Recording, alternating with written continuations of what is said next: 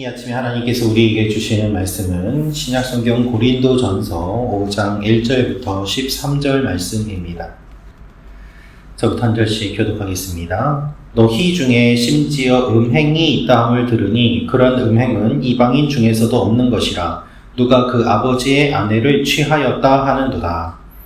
그리하고도 너희가 오히려 교만하여져서 어찌하여 통한이 여기지 아니하고 그 일 행한 자를 너희 중에서 쫓아내지 아니하였느냐.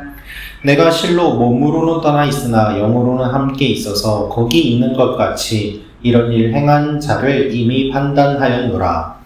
주 예수의 이름으로 너희가 내 영과 함께 모여서 우리 주 예수의 능력으로 이런 자를 사탄에게 내주었으니 이는 육신은 멸하고 영은 주 예수의 날에 구원을 받게 하려 함이라. 너희가 자랑하는 것이 옳지 아니하도다. 적은 누룩이 온 덩어리에 퍼지는 것을 알지 못하느냐. 너희는 누룩 없는 자인데 새 덩어리가 되기 위하여 묵은 누룩을 내버리라. 우리의 유월절 양 곧 그리스도께서 희생되셨느니라. 이러므로 우리가 명절을 지키되 묵은 누룩으로도 말고 악하고 악의에 찬 누룩으로도 말고 누룩이 없이 오직 순전함과 진실함의 떡으로 하자. 내가 너희에게 쓴 편지에 음행하는 자들을 사귀지 말라 하였더니와 이 말은 이 세상에 음행하는 자들이나 탐하는 자들이나 속여 빼앗는 자들이나 우상 숭배하는 자들을 도무지 사귀지 말라 하는 것이 아니니 만일 그리하려면 너희가 세상 밖으로 나가야 할 것이라. 이제 내가 너희에게 쓴 것은 만일 어떤 형제라 일컫는 자가 음행하거나 탐욕을 부리거나 우상 숭배를 하거나 모욕하거나 술 취하거나 속여 빼앗거든 사귀지도 말고 그런 자와는 함께 먹지도 말라 함이라.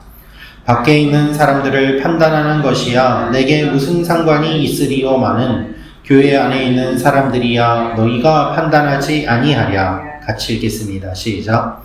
밖에 있는 사람들은 하나님이 심판하시려니와 이 악한 사람은 너희 중에서 내쫓으라. 아멘. 바울은 고린도 교회가 지은 죄를 이제 구체적으로 지적합니다. 그 죄 중에 하나가 바로 음란입니다. 오늘 이 말씀을 통해서 우리에게 주시는 몇 가지가 있습니다. 첫째로 음행을 멀리해야 합니다 라는 것입니다. 음행을 멀리해야 합니다. 우리 1절, 2절 말씀 같이 읽겠습니다. 시작. 너희 중에 심지어 음행이 있다함을 들으니 그런 음행은 이방인 중에서도 없는 것이라 누가 그 아버지의 아내를 취하였다 하는도다. 그리하고도 너희가 오히려 교만하여져서 어찌하여 통한이 여기지 아니하고 그 일 행한 자를 너희 중에서 쫓아내지 아니하였느냐. 아멘. 바울이 들은 이야기 중에 충격적인 이야기가 바로 고린도 교회 내에 음행이 있다는 것이었습니다. 성도들끼리 음행을 저지른다는 소문이 멀리 떨어져 있는 바울에게까지 들려왔기 때문에 바울은 이 문제에 대해서 매우 심각하게 생각하였습니다. 고린도는 바울 당시에 음란한 도시로 유명하였습니다. 아프로디테의 여신을 섬기는 도시였고 그 아프로디테의 여신은 풍요를 상징하는 신이었습니다. 그래서 가슴이 여러 개 달린 그 형상을 사람들이 만들어서 섬겼고 그 신전에는 몸을 파는 사람들이 공식적으로 고용되어서 그 아프로디테 신전에서 음행을 저지르는 일들이 아예 공개적으로 진행되기도 하는 그와 같은 도시였던 것입니다. 오히려 그것이 종교적이라고 생각하였고 다산과 풍요를 위해서는 그와 같은 일을 하는 것이 당연하다고 생각하던 사람들의 문화가 고린도 교회 안에도 들어와서 교회를 어지럽히고 음란하게 만들었던 것입니다. 이러한 음란한 도시 가운데 세워진 교회였기 때문에 성도들은 당연히 사회의 영향을 받을 수밖에 없었지만 그럼에도 불구하고 예수를 믿기 때문에 다르게 살아야만 하였고 음행을 멀리하며 거룩과 순결한 삶을 사는 것이 성도들에게 요구되는 삶의 양식이었습니다. 그러나 이러한 사회적 배경 가운데 고린도 교회 내에도 음행이 있었고 글로만 읽어도 충격을 받을 만한 내용이 실제로 교회 안에 자연스럽게 들어와 있음을 오늘 말씀을 통해서 우리가 알 수 있습니다. 단순한 음행이 아니라 오늘 1절 말씀을 보면 이방인들도 하지 않는 음행이 오히려 교회 안에서 자행되고 있었던 것입니다. 음란하다고 하는 이방인들도 하지 않는 일들이 교회 안에서 이루어진 그 사건, 아버지의 아내를 취하였다라고 표현하고 있는 이 사건을 보면은 자신의 어머니가 아니라 아버지도 이미 다른 여인과 함께 살고 있고, 그래서 그 여인과 함께 잠자리를 함으로 말미암아 음행을 저지르는 이와 같은 일들. 그런데 이 모든 사람들이 다 같이 교회에서 예배를 드리는 성도라는 사실에 바울은 적잖은 충격을 받고 이와 같은 글을 쓰고 있는 것입니다. 더 놀라운 사실은 이러한 일을 저질렀음에도 불구하고, 이러한 소문이 들리고 공개적으로 이 행한 것들이 밝혀졌음에도 불구하고 회개하거나 부끄러워하지 아니하고 자신이 잘못한 것에 회개하기는커녕 오히려 교만함으로 말미암아 떳떳하게 교회를 다니고 신앙생활을 한다고 하고 사람들에게 나쁜 영향을 끼치는 것이 지속적으로 이루어져 왔기 때문에 바울에게까지 이 소문이 들렸던 것입니다. 하나님의 은사를 경험하면서도 자신들의 죄에 대해서는 무지하였습니다. 그래서 바울은 이야기합니다. 왜 통한이 여기지 않느냐? 왜 회개하지 않느냐? 왜 애통하게 여기지 않느냐? 왜 그런 일 한 사람을 쫓아내지 않느냐라고 말입니다. 여러분, 우리는 많은 죄를 지을 수 있지만 특별히 성경은 음행은 자신의 몸에 짓는 죄라고 이야기하고 있습니다. 외부에 짓는 죄가 아니라 자신의 몸에 짓는 죄요. 그리고 또한 자신의 마음에도 영혼에도 큰 영향을 끼치는 죄입니다. 그래서 구약 성경을 읽어보아도 이미 그때부터 하나님이 음행에 대해서는 매우 엄격하게 말씀하시는 것을 볼 수 있습니다. 영적인 공동체가 거룩과 순결을 지키도록 힘써야만 합니다. 세상 사람들이 저지르는 음행보다 더 심각한 음행이 교회 안에 들어온다면 누가 교회에 와서 예수님을 믿으려고 하겠습니까? 누가 그리스도를 따르려고 하겠습니까?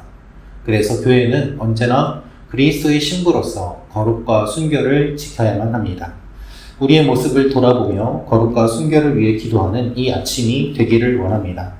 두 번째로 알 수 있는 것은 죄가 퍼져나가는 것을 주의해야 합니다.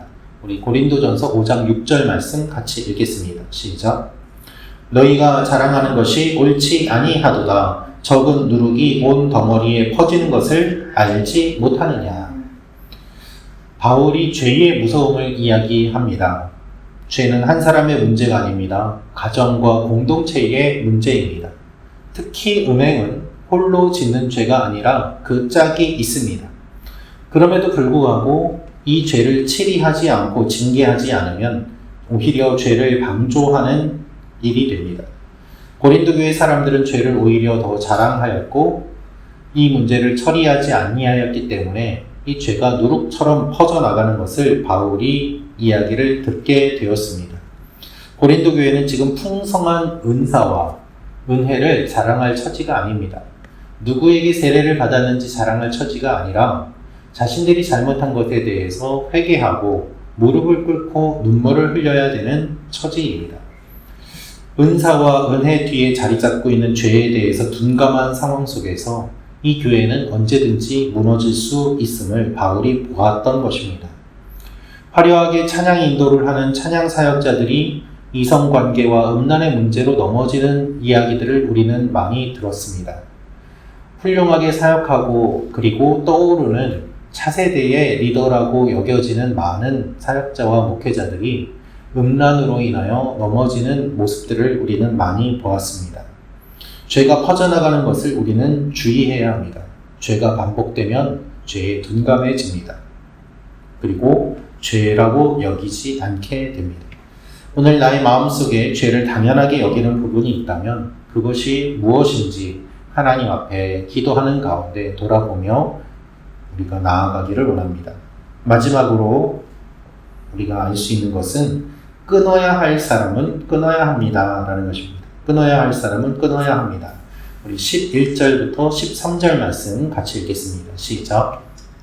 이제 내가 너희에게 쓴 것은 만일 어떤 형제라 일컫는 자가 음행하거나 탐욕을 부리거나 우상숭배를 하거나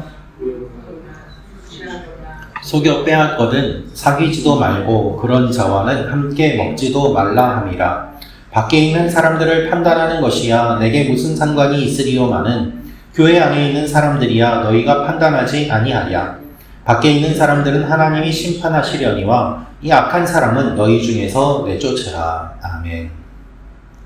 바울이 이야기하는 것을 들으면 고린도 교회에 여러 문제가 있었음을 알 수 있습니다. 음행뿐만 아니라 11절 말씀을 보면 탐욕과 우상숭배와 모욕과 술취함과 속임, 사귀, 갈취가 교회 안에 있었습니다. 성도라고 하면서도 이런 일을 하는 사람들이 있었다는 것이죠. 그러면 그들에 대해서 어떠한 태도를 취해야 되는가? 바울은 세상 밖에, 이 교회 밖의 사람들, 세상 사람들이 그렇게 하는 것은 세상 법이 판단할 일이고 우리가 해야 될 일은 교회 안에 이런 사람들이 있다면 이런 사람들이 교회 공동체에 들어오지 못하도록 그들을 쫓아내야 된다라고 이야기를 하고 있습니다. 단호하게 이야기를 하는 것이죠. 그러나 여러분, 현실은 어떻습니까? 이렇게 하려고 할 때에 많은 반발이 있고 또한 왜 사도가 사랑으로 품지 않고 사람을 내쫓으려고 하느냐라면서 바르게 분별하지 못하고 말을 하는 사람들이 있는 것이 현실입니다. 그리고 동시에 사도들을 쫓아냈던 것도 초대교회에 많이 있었던 일이기도 합니다. 그래서 사도만 깨어 있는 것이 아니라 믿는 사람 모두가 깨어 있어서 무엇이 옳은지를 분별하며 하나님 앞에 나아가는 것이 중요합니다. 한두 명의 깨어 있는 사람이 아니라 공동체 전체가 깨어서 올바르게 분별할 때 하나님의 교회가 건강하게 세워질 수 있는 것이죠. 우리의 몸도 그렇지 않습니까? 면역이라는 것은 몸에 나쁜 것이 들어오거나 잘못된 것이 들어왔을 때 건강한 세포들이 그것들을 몰아내고 다시 한번 원상태로 회복하는 것이 필요합니다. 그러나 대부분의 상태가 안 좋은 것이라면, 면역력이 약해졌다면 그 나쁜 것들이 모든 것들을 지배하게 됩니다. 우리가 끊어야 할 사람은 끊어야 합니다. 끊어야 할 일은 끊어야 합니다. 그래서 단호함과 용기를 달라고 기도하는 여러분과 제가 되기를 원합니다. 내 삶 가운데 내가 끊어야 될 부분이 있다면 그것이 무엇인지 알려달라고 기도하며 나아가는 여러분과 제가 되기를 원합니다. 기도하겠습니다. 참 좋으신 아버지 하나님, 우리는 다 연약하여 넘어지기 쉽습니다. 특별히 아버지 하나님, 보는 것과 듣는 것과 음란과 또한 우리의 욕심에 미혹되어서 넘어지기 쉬운 존재입니다. 주님, 우리를 불쌍히 여겨주시고 습관적인 죄에 빠지지 않게 하시며 특별히 아버지 하나님, 이 세대 가운데 음란이 당연히 여겨지고 또한 하나님 보시기에 안 좋은 것들이 죄라고 여겨지지도 않는 시대를 살아가고 있는 우리 모두가 거룩과 순결을 유지하며 하나님의 사람으로 세워져 가도록 주여 우리를 붙잡아 주시옵소서. 특별히 영향을 더 많이 받는 우리 다음 세대들을 주님께서 기억하여 주시고 우리가 지금까지 옳은 것이라고 알고 상식이라고 알던 것들이 무너지는 시대 가운데 가치관의 혼란 속에서 각자 소견의 옳은대로 살아가는 모습들을 많이 봅니다. 그것이 아니라 주님의 진리를 따라 살아가는 우리 다음 세대들이 되게 도와주시고 끝까지 하나님의 진리를 붙잡으며 나아가는 우리 한 사람 한 사람이 되게 하시며 주님의 교회가 되게 하여 주옵소서. 주님께서 우리에게 이 아침에 찾아오셔서 말씀하여 주시고 만나 주실 것을 믿고 감사드리며 예수님의 이름으로 기도합니다. 아멘.